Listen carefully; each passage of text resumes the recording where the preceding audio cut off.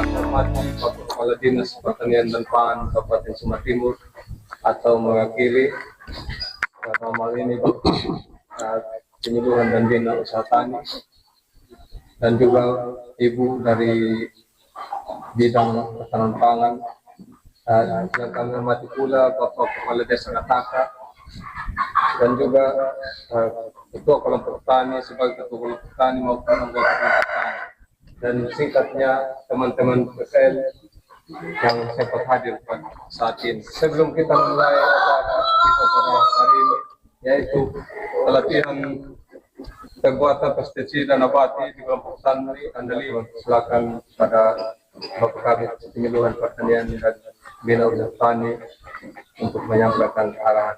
Terima kasih Bapak MC sudah memberi kesempatan kepada kami untuk menyampaikan arahan atau sambutan mewakili Kepala Dinas Pertanian dan Pangan Kabupaten Sumba Timur. Selamat siang, Shalom. Shalom. Bapak Kepala Desa yang saya hormati, Ibu Pendeta yang sama saya hormati, saya kasihi, Ina Ama, Umbu Rambu yang sama saya kasihi, rekan-rekan dari Dinas Pertanian, rekan-rekan PPL yang sama saya hormati, yang sempat hadir pada siang hari ini. Terima kasih kepada Bapak Desa, juga sebagai Ketua Kelompok, yang sudah menyiapkan tempat memfasilitasi kita di dalam kegiatan hari ini tentang pelatihan pembuatan pestisida nabati di kelompok tani Andali, Desa Kataka, Kecamatan Kamekri. Tempat yang pertama, marilah kita panjatkan puji syukur kepada Tuhan Yang Maha Esa karena kasih-Nya yang luar biasa. Kita dilindungi, diberi napas kehidupan, diberi kekuatan, kesehatan, sehingga kita ada dalam keadaan sehat walafiat sebagaimana kita ada saat ini. Bapak Ibu saudara-saudara yang saya hormati, sedikit saya mau menyampaikan tentang P2L. Walaupun yang lalu sudah disosialisasikan. Dan setelah itu sudah di dalam pelaksanaan. P2L itu Pekarangan Pangan Lestari. Apa maksudnya? Kita mengembangkan tanaman pertanian di pekarangan. Tujuannya adalah untuk memenuhi kebutuhan pangan dan gizi bagi keluarga dan masyarakat pada umumnya, khususnya di Desa Kataka ini. P2L ini ada di 7 titik, 5 kecamatan. Sasarannya adalah kelompok tani. Itu sasaran. Nah, di Sumba Timur, saya yang menangani kelompok tani di bidang penyuluhan. Jumlah kelompok tani di Sumba Timur 2.430 di Sumba Timur, di 22 kecamatan. Gabungan kelompok taninya adalah 151 gapoktan. Nah, kelompok tani yang 2.430 yang saya bilang tadi itu, yang kelas pemuda 1.008 poktan. Yang lanjut 1.375. Yang madya 4, yang utama 2. Jadi Bapak Ibu, begitu banyak ini poktan. Tetapi P2L-nya hanya ada pada 7 poktan, 5 kecamatan. Dengan dana 50 juta per poktan.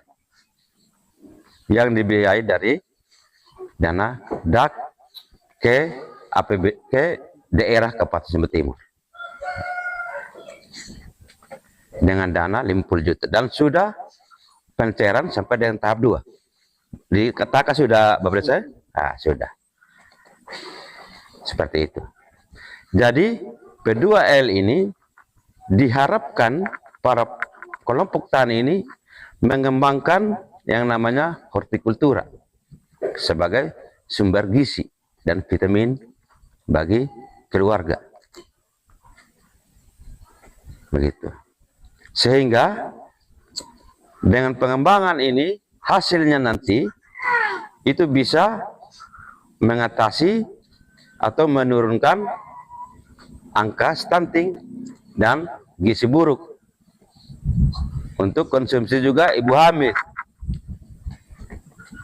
Selain itu petani yang lain. Oleh karena itu harapan kami dengan program yang ada ini benar-benar dijalankan, dilaksanakan dan menghasilkan. Karena setiap kita mengerjakan sesuatu, kita menginginkan hasilnya memuaskan. Tidak ada seorang pun yang bekerja atau mengusahakan, terutama di sektor pertanian, yang ingin gagal. Kecuali ada hal-hal tertentu yang tidak bisa kita atasi. Sampai di sini penyampaian dari saya mewakili Pak Kadis Pertanian. Yang pasti ada kurangnya atau ada lebihnya. Untuk itu, kurang dan lebihnya, saya minta maaf. Selamat siang, shalom. Saya kembali kepada pembaca. Itu yang saya hormati Bapak Kadis beserta rombongan, Bapak Ibu anggota kelompok yang sama saya hormati. Pada sore hari ini kita akan melaksanakan yang diskusi Dahayat. Jadi kalau bagi kami sebagai kelompok tani Andali beserta dengan penelitian untuk banyak kasih kepada Bapak Kadis beserta rombongan yang telah meluangkan waktu untuk melakukan sebagai anggota kelompok tani disertakan. Kami mengucapkan banyak terima kasih. Seperti itu untuk kita ketahui bersama juga tentang kegiatan P2L bahwa pembuatan rumah penerbitan sudah selesai, dan anggaran juga sudah pencairan terakhir kemarin sudah tanggal itu. Dan itu pun kita sudah telanjang. Masih kurang pembelanjaan kami karena di dalam grup itu ada pengadaan bawang merah sebanyak 300 kg. Jadi bibit bawang yang saya sudah panen yang lalu belum sempat juga saya timbang kalau ada beberapa kilo dan kekurangannya karena kami kelompok anggota kelompok tani Andali menutupi kekurangan. Jadi ya saya tidak memperpanjang kata supaya kita lebih cepat untuk melaksanakan pelatihan pembuatan Dahayat. Mungkin hanya ini saja yang dapat saya sampaikan. Apabila ada hal yang tidak berhasil. Sekian dan terima kasih. Salam kita semua. Shalom. Kelompok Andali ini ada ibu-ibu saja atau ada bapak-bapak juga? Bapak desa? Sip, mantap. Terima kasih bapak-bapak, ada di kiri, mama semua di sana. Waktu sosialisasi kami sudah perkenalkan nama. Memang rombongannya cukup banyak.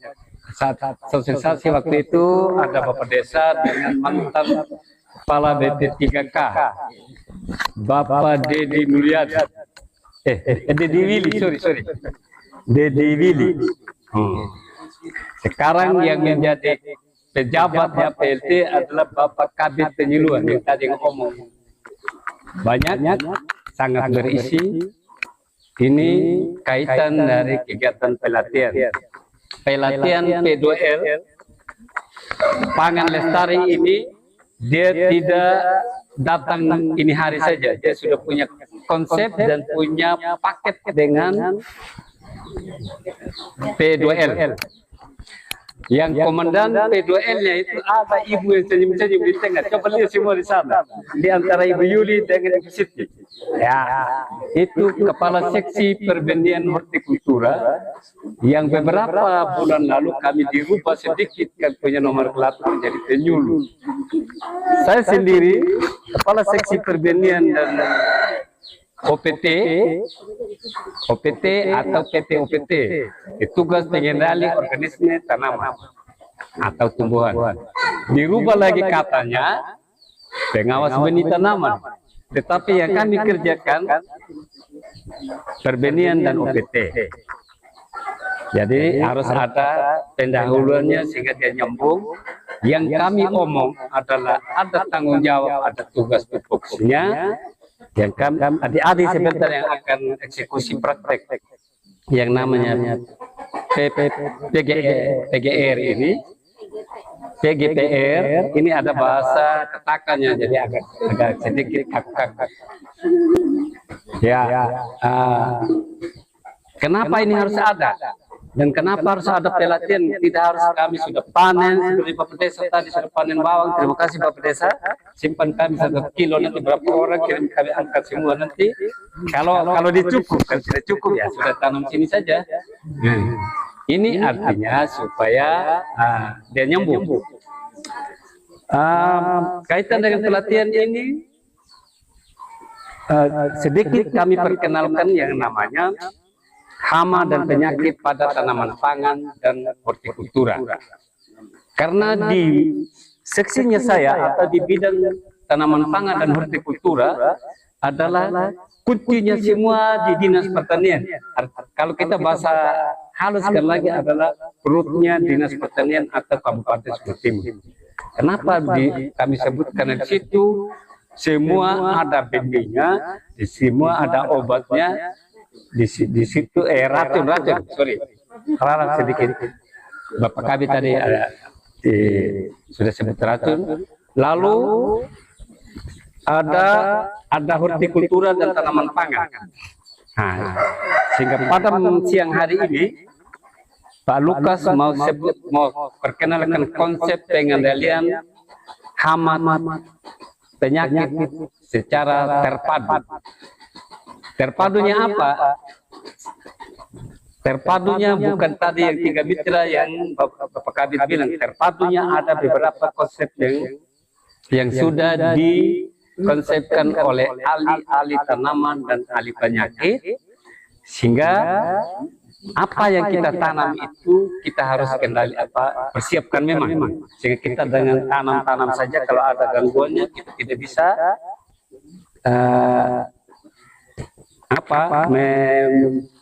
mengendalikan atau menyembuhkan begitu. Dalam pelaksanaan pengendalian OPT ini, organisme pengganggu tanaman telah memiliki konsep pengendalian hama terpadu yang saya sebut PHT-nya adalah suatu cara pengendalian hama. Dia punya konsep ilmiahnya, suatu cara pengendalian hama dan penyakit tanaman untuk menstabilkan produksi pada taraf tinggi dengan memadukan beberapa cara. Apa yang beberapa cara yang dipadukan? Ada 4. Pengendalian secara terpadu itu secara ekonomis dapat menguntungkan, secara ekologi dapat menjaga kelestarian lingkungan, secara sosial tidak bertentangan dengan kepentingan masyarakat. Bagus. Secara teknis dapat diterapkan oleh petani. Nah, kita ambil yang paling terakhir, secara teknis dapat diterapkan oleh petani. Maka kami dari Dinas Pertanian Tanaman Pangan di bawah perintahnya oleh Bapak Kabit Penyuluhan disuruh harus ada pelatihan ini hari. Rumpum mana Bapak, bukan mama saja yang dengar. Karena ini Saya sudah ambil keempatnya secara teknis dapat diterapkan oleh petani. Siapa petani? Kita kelompok Andali yang sudah dapat bantuan tadi yang 50 juta. Tahap pertama 25 juta sudah dipakai, termasuk rumah sana saya sudah lihat. Bagus. Waktu saya datang pertama dengan tim Pak Kabit, ada di rumahnya di sini, kami ada ngomel-ngomel sedikit. Tapi ngomelnya untuk bagus. Nah, sehingga saya pergi periksa di sana, top Bapak Hendrik. Tepuk tangan untuk penyuluh Pak Hendrik ini. Bapak Hendrik ini kamu jaga baik. Dia tidak tahu siang dan malam kalau soal mendamping. Damping kelompok, bukan dia damping yang lain-lain. Awas Bapak Hendrik, jangan damping yang lain. Begitu. Sehingga kami di kantor ada remote yang kami kontrol. Kalau dia damping yang lain-lain, kita pindah dari pakai. Tapi selama pemantauan Bapak Kepala BP3K yang pernah bakti, terus Kepala Bidang sekarang yang menjadi PLT, Pak Hendrik ini bagus. Kenapa harus secara teknis dan dapat dilaksanakan oleh petani? Karena bahan-bahannya itu yang Bapak Kabit sudah sebutkan tadi itu mudah didapat. Contoh, di kelompok yang 6 yang kami latih, rata-rata mereka pakai akar bambu. Akar bambu itu diambil dari bambu betul, bukan bambu yang hidup, dengan tanah-tanahnya direndam tadi malam. Tapi tadi saya agak tensi sedikit, baru disiram oleh Bapak Hendrik. Mudah-mudahan itu bakteri yang kita bilang mudah didapat di sini, dia sudah mulai hidup, muncul-muncul, dia keluar dari tanah sama akar-akar. Karena itu yang mengaktifkan itu pupuk yang 3 konsep tadi yang Bapak Kabit sudah sebut, dan lebih terinci nanti di PGPR-nya yang akan dibawa oleh Ibu Yuli. Itu nanti akan dipandu oleh Ibu Yuli menyangkut praktek PGPR dari bahan yang demikian dulu Bapak Hendrik dari saya serahkan kepada Bu Yuli sepenuhnya. Bapak Mama. Ya, saya hormati Bapak Kepala Desa. Saya begini aja kelihatan ya sampai sana ya. Oh ya, saya perlu berdiri. Ya. Oke, izin Pak Kabit. Jadi menyambung tadi sambutan dari Pak Kabit, terus pembukaan juga dan pengantar juga dari Pak Lukas, bahwa hari ini kita akan belajar bersama. Judulnya belajar bersama, bukan saya mengajar. Karena saya yakin Mama dan Bapak di sini petani adalah ahli di lahannya sendiri. Begitu. Jadi hari ini kita akan berdiskusi terus belajar bersama tentang PGPR. PGPR itu apa? PGPR itu Plant Grow Promoting Rhizobacteria. Itu bahasa katakannya itu. Iya, Mama Pendeta ya. Nah, itu PGPR itu kan R-nya Rhizobacteria. Rhizo itu artinya akar. Bakteria itu bakteri yang ada di perakaran. Perakaran apa? Perakaran tanaman bambu. Selain tanaman bambu, bisa juga perakaran tanaman ilalang, terus rumput-rumputan seperti rumput teki dan rumput putri malu. Kenapa sih dipakai perakaran tanaman-tanaman itu? Yang pertama itu akar tanaman bambu. Tanaman bambu, kenapa dipakai tanaman bambu? Jadi Mama dan Bapak pernah dengar nggak ada hama penyakit tanaman bambu? Atau pernah lihat nggak tanaman bambu sakit? Rata-rata nggak ada ya, Mama ya? Tidak ada. Nah, maka dari itu orang-orang di sana meneliti kenapa sih tanaman bambu itu kuat sekali begitu. Nah, ternyata ada bakteri itu, bakteri pertumbuhan di perakarannya. Nah, terus diteliti ulang lagi, bisa nggak sih bakteri pada tanaman bambu ini, perakaran tanaman bambunya untuk dimanfaatkan untuk tanaman lain? Ternyata bisa dengan proses tertentu. Nah, nanti kita belajar mempraktekkan sendiri prosesnya. Nah, sebelum kita praktek, Jadi saya mau menyampaikan sedikit, sudah ada sih di kertas-kertas prinsip kerja dari PGPR itu. Prinsipnya ada 3. Yang pertama, dia sebagai biofertilizer. Fertilizer itu pupuk. Bio itu hayati. Jadi dia sebagai pupuk hayati. Tapi tidak hanya dia sebagai pupuk, tapi dia juga memaksimalkan fungsi akar untuk menyerap nutrisi yang ada di dalam tanah, seperti itu. Kedua, prinsip kerjanya itu sebagai biostimulan. Stimulan itu apa sih? Hormon. Jadi meningkatkan hormon pertumbuhan pada tanaman. Jadi kalau di kita manusia itu kayak vitamin gitu ya, vitamin, imun gitu kan. Terus yang ketiga, prinsip kerjanya itu dia sebagai bioprotektan. Protek itu apa? Melindungi. Jadi dia melindungi, jadi bisa digunakan sebagai pestisida nabati, seperti itu. Tapi dia tidak yang langsung, misal kalau kita ke lahan cabai, dia ada kutu di situ, terus kita semprotkan dengan PGPR, dia tidak langsung yang mematikan, seperti itu. Tapi dia memaksimalkan kekebalan tubuh pada tanaman kita, misal cabai.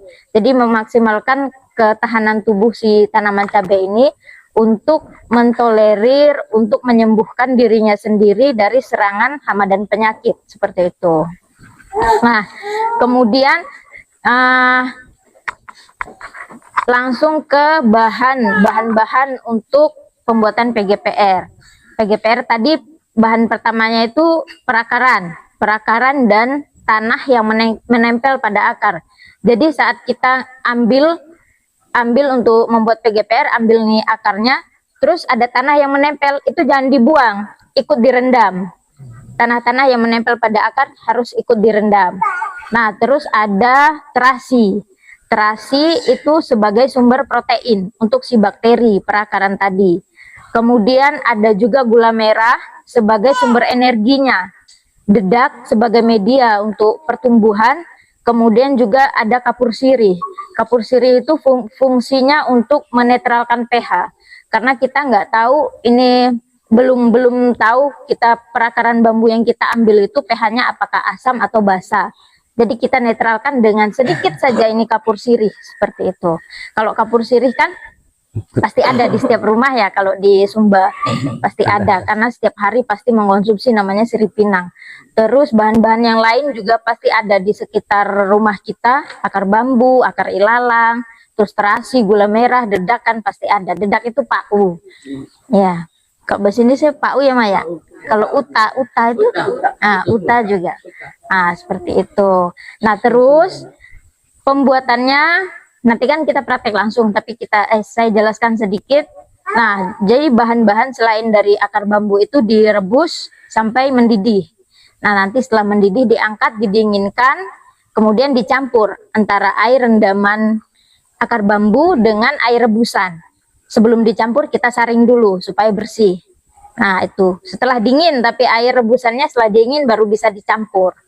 Nah, terus untuk aplikasinya, untuk penyimpanannya, jadi setelah kita buat itu, jadi ini si ramuan, kita sebut saja ramuan. Kalau sudah dicampur itu jadinya ramuan. Jadi ramuan ini setelah kita buat, dia belum bisa langsung dipakai. Jadi harus diinkubasi dulu 15 hari. Seperti itu, baru bakterinya baru bisa aktif, seperti itu. Nah, terus tandanya dia berhasil atau tidak. Jadi buat PGPR ini susah-susah gampang. Harus bersih, harus kita menjaga supaya tidak terkontaminasi oleh bakteri lain atau jamur yang lain, seperti itu. Nah, terus penyimpanannya selama 15 hari, disimpan di tempat yang bersih. Bisa di botol bekas minuman atau di jerigen yang bersih gitu. Nah, terus penyimpanannya juga tidak bisa yang kita tutup rapat, kita tinggalkan, terus kita buka lagi setelah 15 hari, ya otomatis gagal. Karena tidak ada oksigen yang masuk untuk si bakteri itu. Jadi nanti penyimpanannya, kalaupun kita tutup pakai tutupan yang rapat, dalam 1 hari itu harus ada waktu untuk membuka supaya si oksigen tetap masuk. Setelah dibuka sekitar ya 5 menit atau 10 menit, terus kita tutup kembali, seperti itu. Nah, kalau mau tidak repot kita dan tidak tidak membuka ruang untuk bakteri atau cendawan lain yang masuk, tutupannya kita bisa ganti pakai kain kasa. Kain kasa terus diikat pakai karet gitu. Kalau kain kasa kan ada lubang-lubang kecil sekali supaya dia udara tetap masuk seperti itu. Nah, terus untuk aplikasinya bisa untuk perendaman benih dan penyiraman di sekitar perakaran. Nah, untuk perendaman itu kita lihat benih apa sih yang kita rendam. Kalau benih hortikultura dan benih tanaman pangan, dia cenderung lunak benihnya, jadi bisa direndam tidak terlalu lama, paling hanya 30 menit, seperti itu. Tapi kalau perendaman benih tanaman perkebunan, karena dia cenderung keras, bisa sampai 3 jam perendamannya, seperti itu. Nah, terus kalau penyiraman di perakaran langsung, bisa disiram langsung di sekitaran perakaran karena dia bakteri berasal dari perakaran, jadi tempat hidupnya kembali ya di perakaran, seperti itu. Sampai di sini ada yang mau ditanyakan atau diskusikan dulu?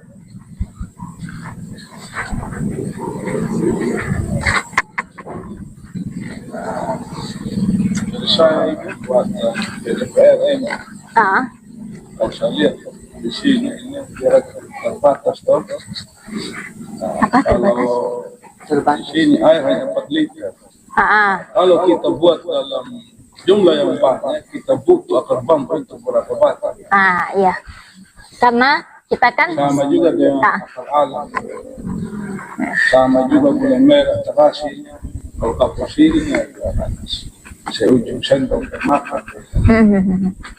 Nah, kalau kita buat 4 liter ini, kalau kita buat dalam banyak, 4 liter tinggal kita bagi 4 saja dapat ujung sendok. 4 liter.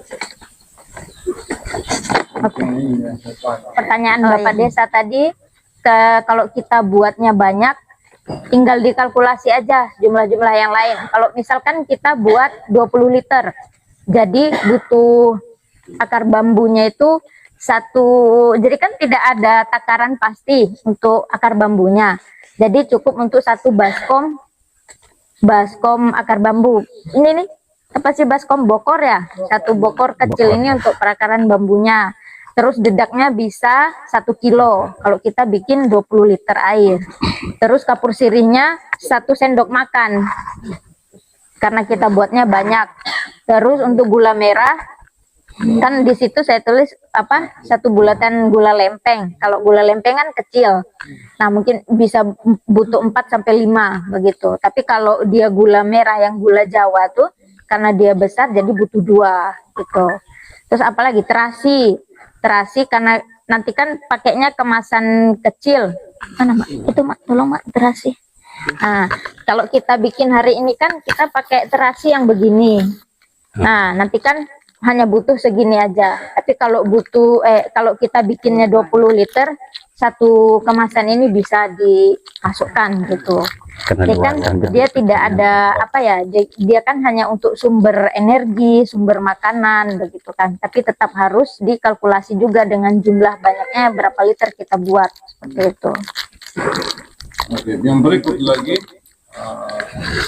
kalau kita buat pada takaran, kalau dia punya takaran yang lebih, contohnya akar bambu, terasinya, gula merahnya, kalau lebih, misalnya kalau kita mau produksi 200 liter, nah, kalau kita ambil kan kita dapat akar bambu. Kalau kita ambil lebih banyak itu, pokoknya semua ini kalau lebih banyak kita aplikasikan dalam 1 kumbang 200 liter, apakah tidak ada pengaruh? Apanya yang banyak? Bahan-bahannya masuk di tempat yang besar. Buat langsung banyak. akar bambu banyak-banyak. Direndam. Hanya kita buat dalam jumlah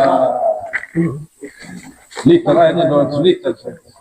Ya tidak Kalau apa-apa. kelebihan bahan apakah tidak berpengaruh? Tidak berpengaruh Bapak. Malah lebih bagus. Iya. Itu. Oke. Nah, saya sambung pertanyaan yang Bapak Desa bagus. Bapak Desa mengantisipasi karena ketua kelompok sekaligus menjadi aparat pimpinan desa. Pertanyaan sangat bagus. Itu mengarah kepada dia mau buat dalam jumlah banyak. Produksi massal. Mungkin saja pertanyaan yang Bapak Desa belum tuntaskan itu. Kalau saya mau buat 200 liter ini, lalu kalau tidak habiskan memang, nah, misalnya sawah hanya 200 hektar, itu mau mengapakan yang sisa itu dari mungkin itu saja lagi yang mau Yudi tolong dijelaskan Oh, terus. ini masa aktifnya gitu. Simpannya itu berapa yang 200 liter itu kalau sudah terlanjur buat banyak-banyak. Jadi masa aktifnya PGPR ini dia 6 bulan Bapak, 6 bulan bisa digunakan. Nah tapi kalau dia sebelum dia mencapai 6 bulan, tapi PGPR-nya sudah berubah warna dan sudah berbau, bau yang lain selain bau asam gitu, dia sudah harus dibuang. Karena dia sudah gagal pertumbuhan bakterinya, bukan bakteri baik lagi, tapi bakteri yang lain. Oke, mantap. Yang bagus lagi saya mau tanya lagi, waktu banyak berapa hari baru sampai lagi? Nah, karena yang kita buatkan apa masalah, malah lebih bagus supaya bakteri-bakteri yang di perakaran kan berfungsi gitu. Tapi kalau PGPR ini kan akan apa ya? Kalau menurut saya dia itu bagusnya itu kalau kita aplikasikan, kita gunakan PGPR ini untuk skala rumah tangga, terus kayak di P2L ini kan dia cakupannya tidak terlalu luas, jadi efektif gitu kalau untuk menggunakan ini. Terus apa tadi pertanyaannya? Oh, dosis. Jadi digunakan setiap hari juga tidak apa-apa Bapak. Terus untuk pelarutan, jadi ramuan PGPR ini cukup 1 gelas aqua. 1 gelas aqua itu 250 ml untuk 1 tangki air, 15 liter. Itu larutan 15 liter itu sudah bisa dipakai dan sudah mengandung PGPR di dalamnya. Seperti itu. Kalau dia lebih dari 1 gelas tidak masalah. Tidak apa-apa Bapak. Ada pertanyaan lagi, bapak-bapak yang sebelum yang lain bertanya, karena ini kelompok terakhir yang kami latih, PGPR ini pernah di Kupang dibuat PGPR dalam jumlah banyak untuk tanaman pisang, layu fusarium itu yang kalau bahasa kasarnya orang Sumba Barat itu penyakit karat atau penyakit darah begitu. Pernah kami sudah latih 2014 PGPR sama, betul. 1 ember itu hanya 1 tirigen. Cara menyiramnya sama dengan ini. Kalau pada tanaman buah-buahan, tanaman keras, lihat kanopi, jatuh kanopinya itu bisa dilingkar, gari baru siram. Tetapi pada sayuran, karena dia ada di polybag kecil atau di bedengan, bisa dia langsung kena di pohon atau akar, karena dia itu masuk lewat perakaran. Dia harus ada sentuhan akar, dia baru bisa aktif ini bakterinya. Sama dengan pada PGPR yang saya sebut tadi ini, kanopi pisang itu kita lingkar dia di batas ujung akar, tudung akarnya itu dia yang mengisap ini bakteri, menyimpan, sehingga nanti anakan pisang, anaknya yang akan keluar lewat sudah proses di dalam akar naik ke batangnya atau tubuh tanaman. Anakan-anakan ini yang menjadi bebas dari bakteri. Kalau yang dia sudah kena, dia mati terus lewat. Sama demikian ini, ada masa dormansinya, ada masa expirednya. Kalau sudah di atas 6 bulan, jangan dipakai mandi lagi, buang. Nah, istilahnya, apalagi minum. Nah, itu ya. Kita gaya sedikit dan terlalu serius teorinya ini, sehingga nanti mungkin ada yang sangat menyentuh atau tertarik, lebih bagus tertarik daripada beli obat.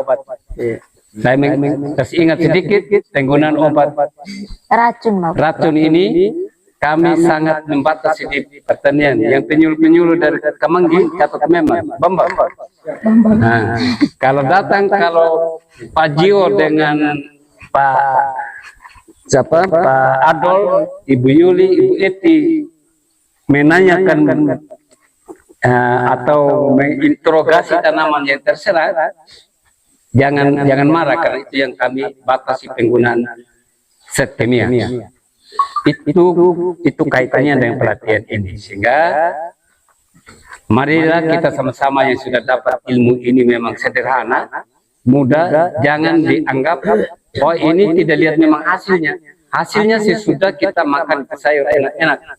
Beda sayur yang disemprot dengan insektisida 2-3 hari dia sudah memang dia segar.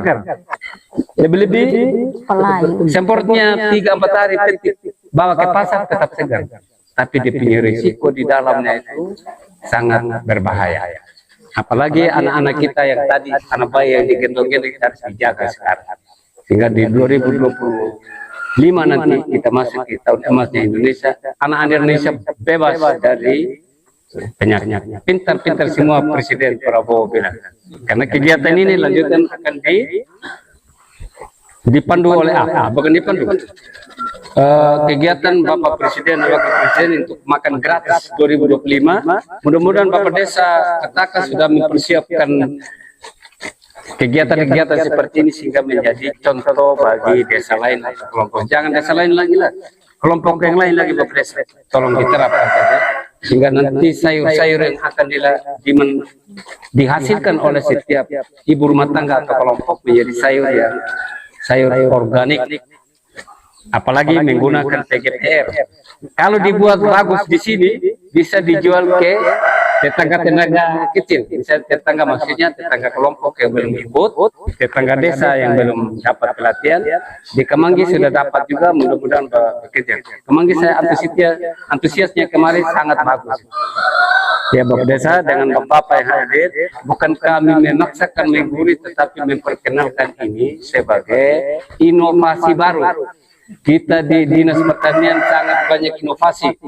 Mudah-mudahan inovasinya setiap BPL. Saya sudah baca lagi dananya tadi 5 juta itu tolong dimanfaatkan kalau memang itu dia masuk di situ.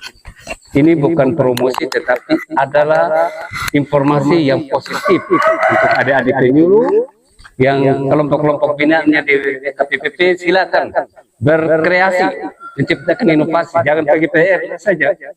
Mungkin ada lain temuan-temuan, silakan. Itu saja titip kami, Bapak Desa. Mohon maaf kalau dia agak, tapi nada agak keras-keras. Biasanya kalau orang Sumatera Barat kata keras, tapi hatinya bagus. Demikian. Kalau tidak ada pertanyaan, kita eksekusi. Langsung praktek. Ini nih yang kecil. Mana yang kecil? Yang kecil yang mana? Ini. Ini aja. Oh, di sini mah. Biar ya sudah di mana aja lah. Iya. Nah, ya. Terus Jangan campur lagi situ. terus kap. Ini dedak. Utak. Pau. Oh, potongnya mau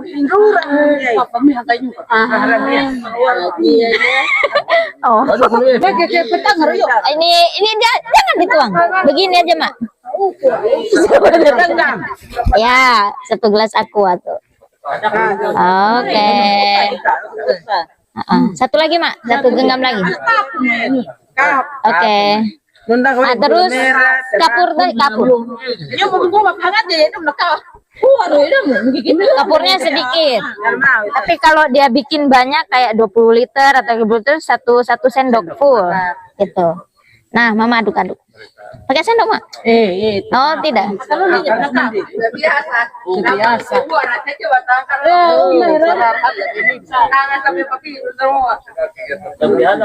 Aduk-aduk aja, Mak. Nanti kan pas dimasak dia meleleh.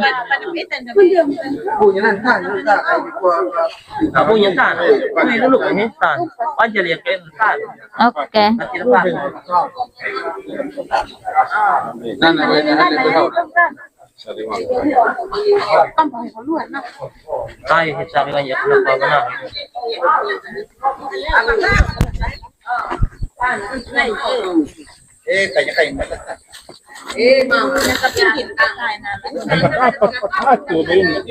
Pakai biar saya ngangkat. Biar saya angkat. Taruh di mana? Ya biar. Pakai dua tangan. Soalnya kalau satu orang. Dua orang bisa kita tarik ke tangan.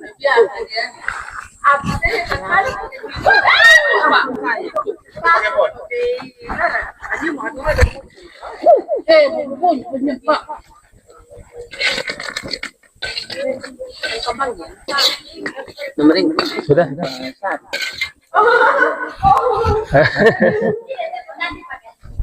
Awas, Pak. Ini sudah tuh. Simpan di sini. Biar kita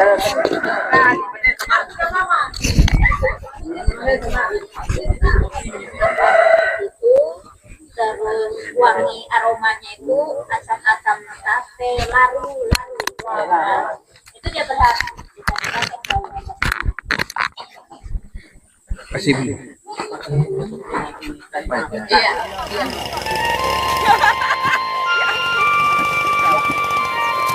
Kamu lihat saya kamera sana.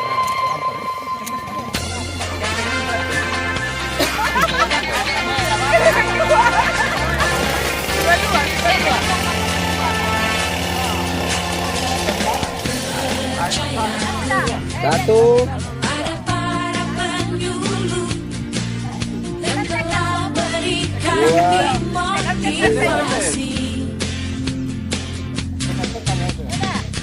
Yang tiga ya lagi.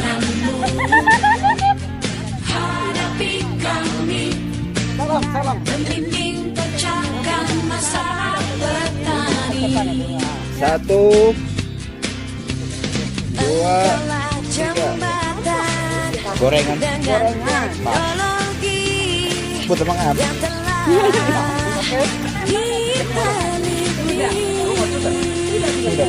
Rumah tuh. Atau masih berdiri lagi?